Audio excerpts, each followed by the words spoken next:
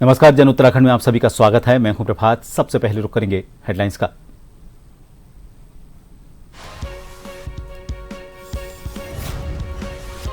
Operation सिंदूर के बाद सरहदों पर तनाव, संवेदनशील जिलों में बढ़ाई गई चौकसी, लोगों को सतर्कता बरतने के आदेश जारी।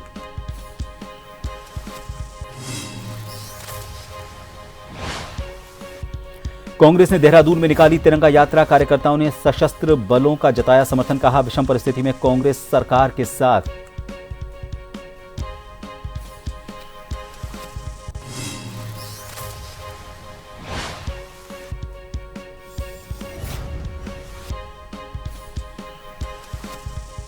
देहरादून में ग्राम्य विकास एवं पलायन रोकथाम आयोग की समीक्षा बैठक, सीएम पुष्कर सिंह धामी ने सचिवालय में की चर्चा।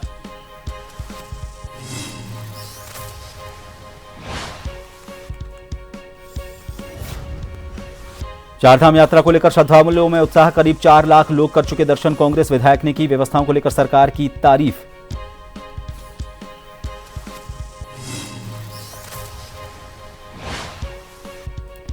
और उत्तराखंड प्रवासी परिषद बोर्ड उपाध्यक्ष और दर्जा राज्य मंत्री का रामनगर दौरा, भाजपा कार्यकर्ताओं ने किया स्वागत, प्रवासी उत्तराखंडियों को जोड़ने का विजन किया साझा।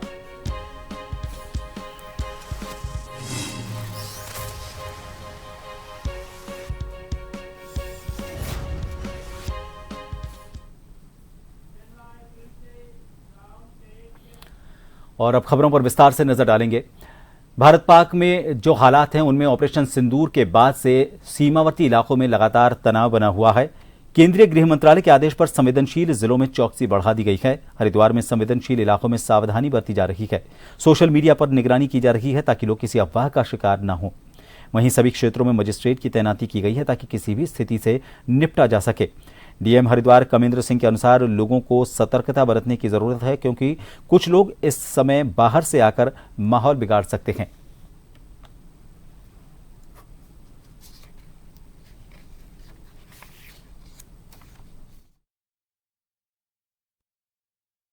निश्चित तौर पर संवेदनशीलता है और इसके दृष्टिगत प्रशासन भी सतर्क है और सभी जगह जो है नज़र रखी जा रही है।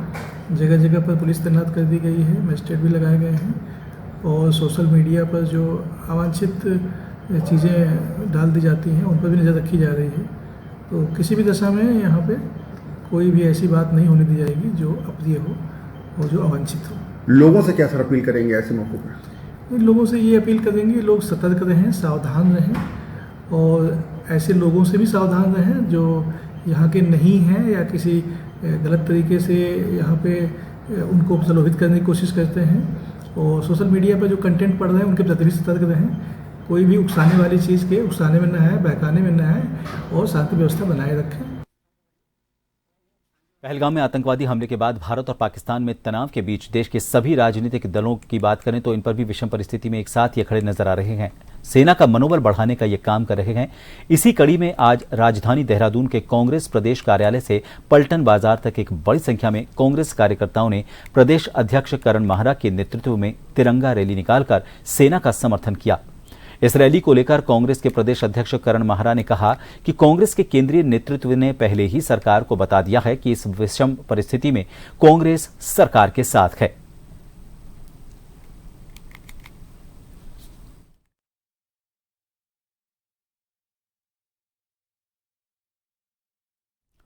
भारत पाकिस्तान के बीच युद्ध लगातार जारी है। सेना का समर्थन करने के लिए कांग्रेस ने पूरे देश में तिरंगा रैली निकाली है।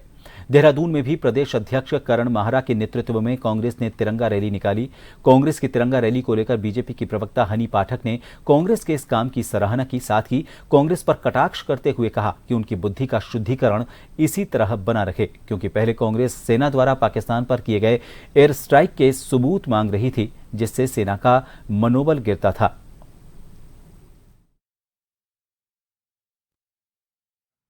ये पक्ष और विपक्ष जब पूरे प्रकार से साथ सेना के लिए खड़ा होता है तो भारत देश की खूबसूरती निखर कर आती है। और ये बहुत ही काबिले तारीफ चीज है कि कांग्रेस के लोगों की बुद्धि का शुद्धिकरण जल्दी हो गया। नहीं तो ये वही लोग हैं जो हमेशा आतंकवाद के खिलाफ जब भी भारत ने अटैक किया है तो उसका सबूत मांगने से ही पीछे नहीं हटे हैं। अब की बार इनको ये जो बुद्धि का इनका शुद्धिकरण हुआ है, पता नहीं किस कारण हुआ है, शायद इनको थोड़ी अकल आई है और समय पर अकल आई है। तो सेना के समर्थन के लिए जो ये तिरंगा यात्रा निकाल रहे हैं, वो ये जो खूबसूरती का परिचय दे रहे हैं, उसकी हम पूरी तरीके से भूरी भूरी तारीफ करते हैं। भारत के पाकिस्तान से बढ़ रहे तनाव और दोनों ओर से किए जा रहे हमलों को देखते हुए नैनीताल पुलिस प्रशासन ने लाल कुआं क्षेत्र में सुरक्षा व्यवस्था बढ़ा दी है, जिसके तहत पुलिस क्षेत्राधिकारी लाल कुआं दीपशिखा अग्रवाल और कोतवाली के प्रभारी निरीक्षक दिनेश सिंह फरत्याल के नेतृत्व में पुलिस बल ने लाल कुआं रेलवे स्टेशन के साथ साथ स्टेशन तिराहा, कोतवाली चौराहा और तहसील के पास चेकिंग अभियान चलाया। नगर में खुले व्यापारिक प्रतिष्ठान और रेस्टोरेंट ढाबों को बंद करवाया। देर रात सड़क पर बेवजह घूम रहे लोगों को भी अपने घरों में जाने की सख्त हिदायत दी। इस दौरान बड़ी संख्या में पुलिस बल हाईवे और अन्य सड़कों पर तैनात हो गया और चप्पे चप्पे पर चेकिंग की जा रही है।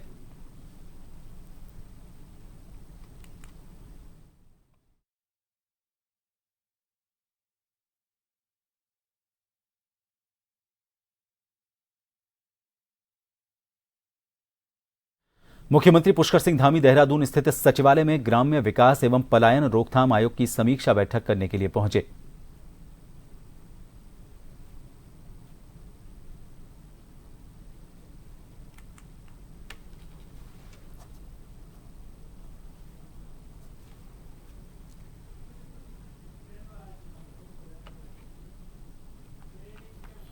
लालकुआं कोतवाली क्षेत्र में पूर्व में पकड़ी गई अवैध रूप से अंग्रेजी देशी कच्ची शराब के जखीरे का निस्तारण किया गया। लालकुआं कोतवाली परिसर में न्यायालय के आदेश पर नगर मजिस्ट्रेट और तहसीलदार कुलदीप पांडे, पुलिस क्षेत्राधिकारी दीपशिखा अग्रवाल, कोतवाल दिनेश फरत्याल के समक्ष पिछले 1 वर्षों में अलग अलग मामलों में पकड़ी गई बड़ी मात्रा में अवैध अंग्रेजी देशी कच्ची शराब को विधिवत रूप से नष्ट किया गया। इस दौरान सीओ दीपशिखा अग्रवाल ने कहा कि लालकुआं कोतवाली के अंतर्गत लगातार अवैध शराब के खिलाफ कार्यवाही की जा रही है, जिसमें 2024 और 2025 में अलग अलग मुकदमों में अवैध रूप से पकड़ी गई शराब का निस्तारण किया गया।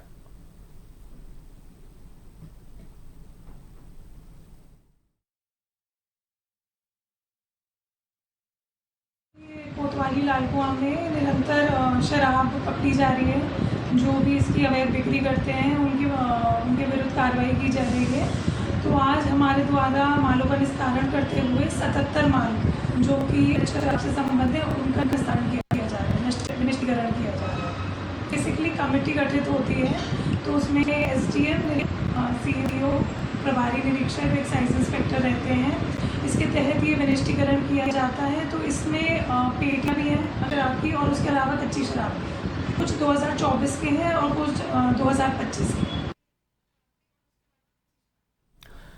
रामनगर नेशनल हाईवे 309 रामनगर काशीपुर मार्ग के पास ग्राम चिलकिया में एक बगीचे के अंदर एक विशेष समुदाय के युवक ने बछिया के साथ मारपीट और दुष्कर्म करने का मामला सामने आया है।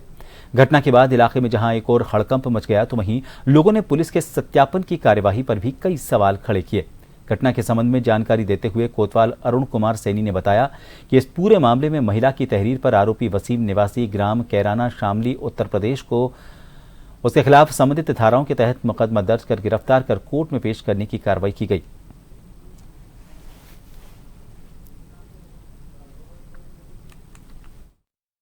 सत्यापन की कार्रवाई भी लगातार की जा रही है और जो बगीचे में एक मतलब घटना घटी थी, इसमें वादी द्वारा हमारे द्वारा तहरीर दी गई थी।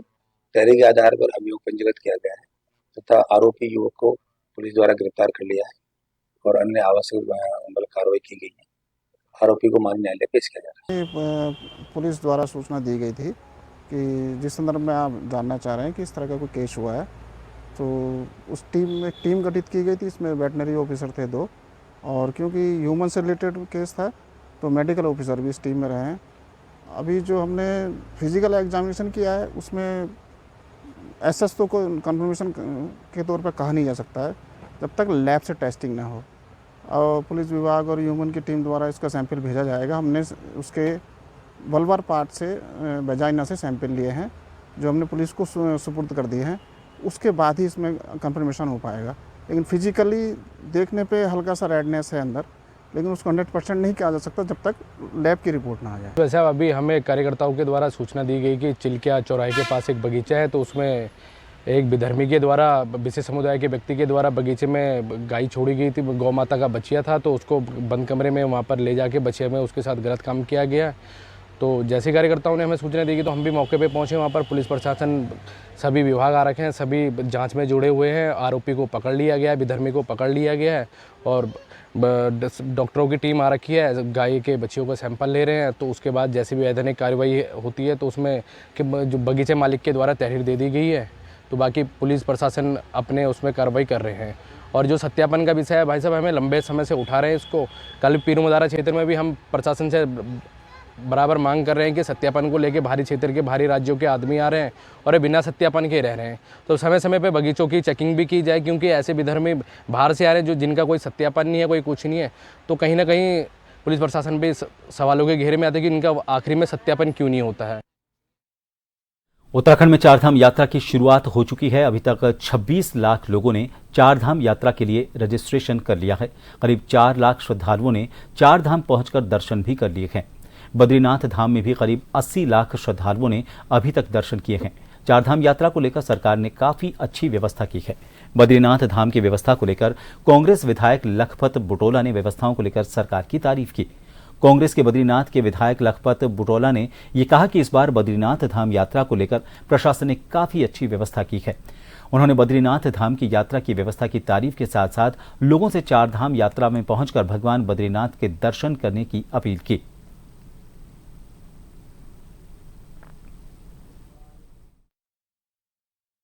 यात्रा को लेकर के प्रशासन ने समय अच्छी व्यवस्थाएं की है। वहाँ पे मुख्य रूप से जो जिलाधिकारी हैं वो बहुत सुलझे हुए हैं और जिलाधिकारी के नेतृत्व में चारधाम की जो यात्राएं अभी तक रही बहुत सुचारू हैं, अच्छी हैं, अच्छा चल रहा है। और सरकार, जहां तक मैं ये कह सकता हूँ, सरकार से मैं कुछ मुद्दों को लेकर के माननीय मुख्यमंत्री जी से मिलना चाहता था, लेकिन मुझे समय नहीं मिल पाया। मैं चाहूंगा कि जो चीजें कमियां हैं उनको लेकर के उनसे बात करो। अगर हमारी बात नहीं सुनी जाए तो हम आपके सामने, आपके सम्मुख भी जरूर कहेंगे। लेकिन कुछ चीजें हैं जिन चीजों को लेकर मैं बात करना चाहता हूं कि ताकि यात्रा और अच्छी और सुगम हो। मैं पूरे देश के लोगों से अपील करना चाहता हूं कि चारधाम यात्रा पे आए, उत्तराखंड में आए। बहुत सुंदर है, बहुत खूबसूरत है। बद्रीनारायण साक्षात बैकुंठ धाम है, आप आए। केदारनाथ ये शंकर की भूमि है, केदारखंड की भूमि है। लोग आए, प्रकृति आध्यात्म के साथ साथ अपने जीवन को सुखमय भी बनाए।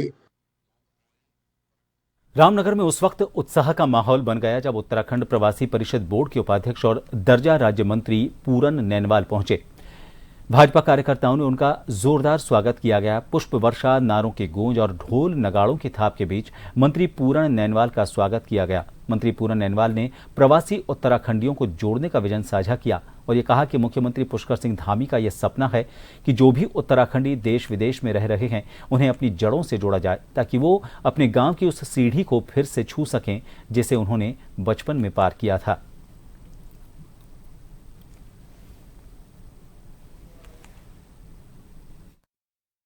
मुख्यमंत्री जी का एक ही ध्येय है कि उत्तराखंड के जो लोग बाहर रह रहे हैं, प्रवासी लोग, चाहे वो भारत में है चाहे वो विदेश में है, उनको उत्तराखंड के साथ जोड़ा जाए। वो अपने गांव की उस सीढ़ी को छुएं जो उन्होंने बचपन में वहां पार किया है।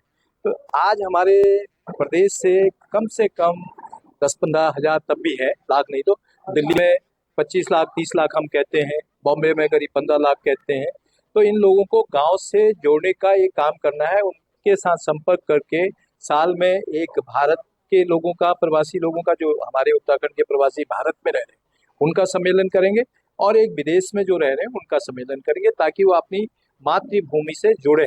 और उनका हम क्या सहयोग ले सकते हैं अपने क्षेत्र के लिए, अपने गाँव के लिए।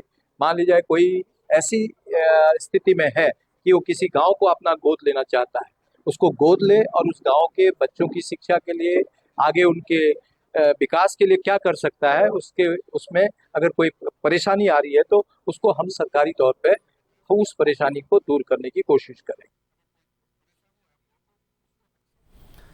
छोटे से ब्रेक के लिए रुकेंगे, बने रहिए जन टीवी पर। एक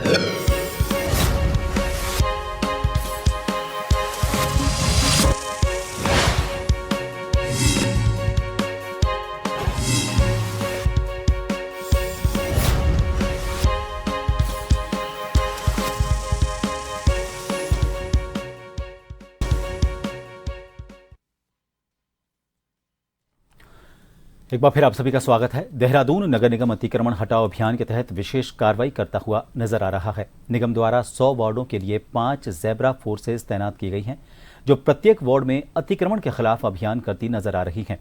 नगर आयुक्त नमामि बंसल ने बताया कि इन ज़ेब्रा फोर्स को सहायक नगर आयुक्त की अध्यक्षता में लीड किया जा रहा है।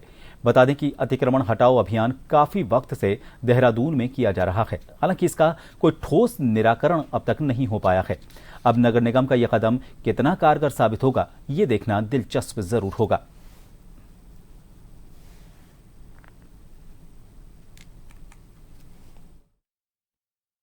ज़ेब्रा फोर्सेस, जैसा कि बोर्ड में तय हुआ था कि इसको हम एक्टिवेटेड मोड में अतिक्रमण के लिए विशेष रूप से डेडिकेट करके एक टीम्स फॉर्म करेंगे। तो 5 जोन्स में 20-20 वार्ड्स में हमने एक टीम तैनात की है, जिसमें कि हमारे कर एवं राजस्व निरीक्षक हैं और उसमें एसएमए स्तर के अधिकारी हमारे जो सहायक नगर आयुक्त होते हैं उसको लीड कर रहे हैं। उनके साथ में पर्याप्त फोर्स देते हुए, होमगार्ड्स देते हुए उनको अभी मूवमेंट आज सुबह से उनका शुरू करा दिया गया है। 5 टीमें हमारी ग्राउंड पर हैं और लगातार अतिक्रमण हटाने के संबंध में जागरूकता भी क्रिएट कर रहे हैं, लोगों को बता भी रहे हैं, चालान भी काट रहे हैं और जितने भी अतिक्रमण के केसेस हैं उनमें तत्काल कार्रवाई भी की जा रही है। उसकी भी अपडेट हमारे पास लगातार बिफोर और आफ्टर पिक्स के रूप में आ रही है, जिसको हम आपको उपलब्ध करा देंगे। हाईकोर्ट ने द्विवर्षीय डीएलएड में प्रवेश देने के संबंध में काउंसिल और द्वितीय वेटिंग लिस्ट जारी करने की मांग पर याचिका की प्रत्यावेदन पर 4 सप्ताह के भीतर भी अनुसार निर्णय लेने के निर्देश जारी किए हैं। आपको बता दें, याचिका दायर करने वालों को अपने प्रत्यावेदन 2 सप्ताह के भीतर director state counselling of education research and training NCERT को देने होंगे। न्यायमूर्ति रविंद्र मैठानी की एकलपीठ के समक्ष मामले की सुनवाई हुई। याचिका में कहा गया कि 2021-22 में 2 वर्षीय डीएलएड प्रशिक्षण के प्रवेश के लिए NCERT ने विज्ञापन जारी किया था। इसमें याचिकाकर्ताओं ने भी आवेदन किया था और सेक्रेटरी उत्तराखंड विद्यालय शिक्षा परिषद रामनगर जिला नैनीताल में याचिकाकर्ताओं को लिखित परीक्षा में शामिल होने के लिए एडमिट कार्ड जारी किए गए।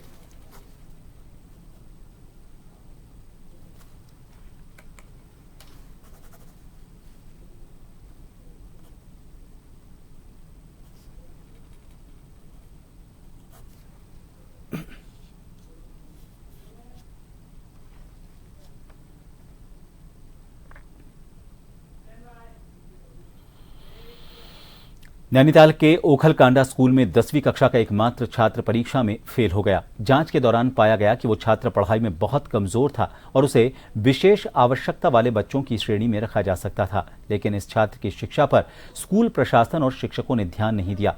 इसके अलावा कक्षा 6 से 10 तक पढ़ने वाले अन्य 12 बच्चों का शैक्षिक स्तर भी संतोषजनक नहीं था, जो बताता है कि स्कूल में शिक्षा की गुणवत्ता बेहद खराब थी। इस घटना के बाद उत्तराखंड के शिक्षा विभाग ने कड़ी कार्रवाई करने का निर्णय लिया। पहले तो स्कूल के प्रधानाचार्य के वित्तीय अधिकार छीनकर उन्हें अटल उत्कृष्ट GIC पतलोट के प्रधानाचार्य को सौंप दिए गए। इसके अलावा स्कूल के सभी शिक्षकों को शैक्षिक सत्र 2024-25 के लिए एडवर्स एंट्री यानी कि नकारात्मक मूल्यांकन दिया जाएगा। इस कार्रवाई का उद्देश्य ये सुनिश्चित करना है कि भविष्य में इस तरह की लापरवाही से बचा जा सके।